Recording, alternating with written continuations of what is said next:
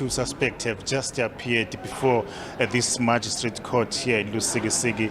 They are facing a number of charges, including 18 charges of murder and 4 counts of possession of unlicensed firearm. You'll remember that these two suspects were arrested in Flagstaff, where they were where 4 rifles were recovered in their possession.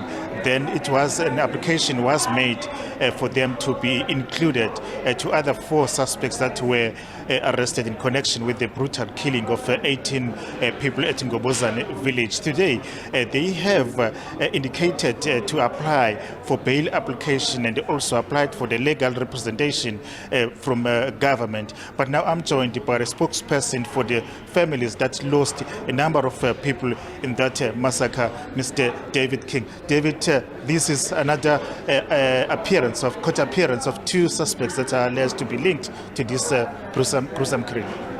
Yes, we are happy that they are arrested, but we also have questions that we are asking ourselves as to how many firearms are just lying loose in our country, ready to kill the citizens of this country, innocent citizens, so to say. It's actually scary, because you'd recall that after the incident of the 18 people that were killed in Ngobozana, there was quite a number of other people that were killed in Kumbu, that were killed in Mthatha, in Biki, and we just heard this morning too that there was another 5 that was killed in Cape Town.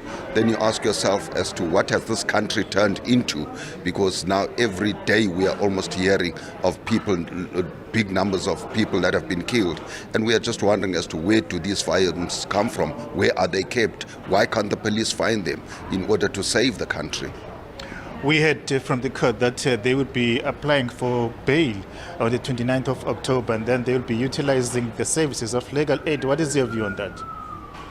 Yeah, it's a very unfortunate thing, because we have these rights in the country where people would be alleged to have killed people, but unfortunately they would use the very same taxes of those people to get themselves free.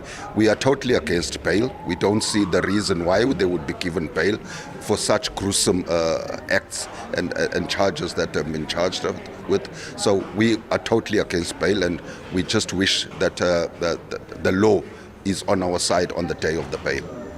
Maybe let's talk about the victims or the families that lost many people in this massacre. How are they coping now after maybe the burial of their beloved ones? They are struggling. Reality has kicked in. All those people that have been visiting those homes, making them forget that there's such an occurrence that they've experienced. Now it is clear the loved one that you had around the house is no more.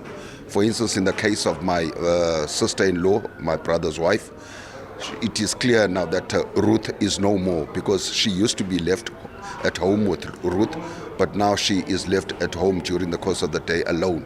And reality is now kicking in, and I can imagine that the other families are also experiencing the same. Maybe you would have people that you would talk to during the course of the day. Maybe when they come back from work, you would have a conversation with, which you no longer have because they are no more.